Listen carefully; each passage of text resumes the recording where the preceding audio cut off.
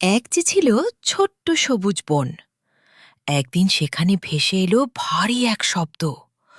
ধূপ, ধূপ, ধূপ। মাটি কেঁপে উঠল, গাছ দুলে উঠল। বনের ধারে এসে দাঁড়ালো এক বিশাল ডাইনোসর, পাহাড়ের মতো বড়।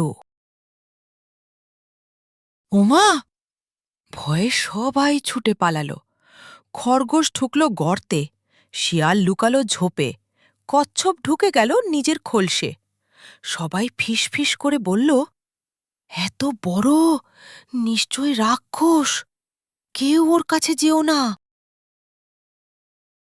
শুধু ভয় পেল না ছোট্ট টুনটুনি, সে উড়ে চলল কাছে, আরও কাছে। তারপর টুপ করে বসে পড়ল ডাইনোসরের নাকের ওপর। এই যে বিশাল ভাই, তুমি কে গো?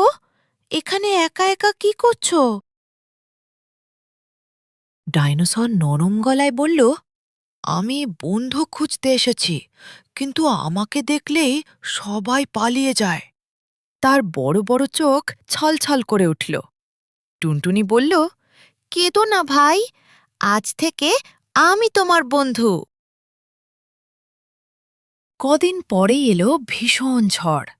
হু হু করে বইল বাতাস, ঝমঝম করে নামল বৃষ্টি। গাছ নুয়ে পড়ল, পাখির বাসা ভেঙে পড়ল। ছোট প্রাণীরা ভিজে কাঁপতে কাঁপতে ভাবল, এখন আমরা কোথায় যাই? টুনটুনি চেঁচিয়ে ডাকল, এদিকে, সবাই আমার বন্ধুর কাছে এসো। ডাইনোসর পাহাড়ের মতো দাঁড়িয়ে রইল, আর তার বিশাল শরীরের নিচে জড়ো হল সবাই। সেখানে বৃষ্টি নেই, ঝড় নেই, শুধু আরাম আর শান্তি। সকালে ঝড় থেমে গেল, ঝিলমিল রোদ উঠল।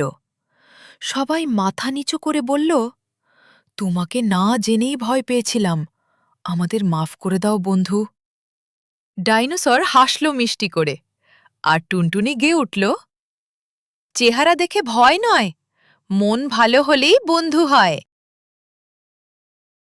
গল্পের শিক্ষা, চেহারা দেখে ভয় নয়, মন ভালো হলেই বন্ধু হয়।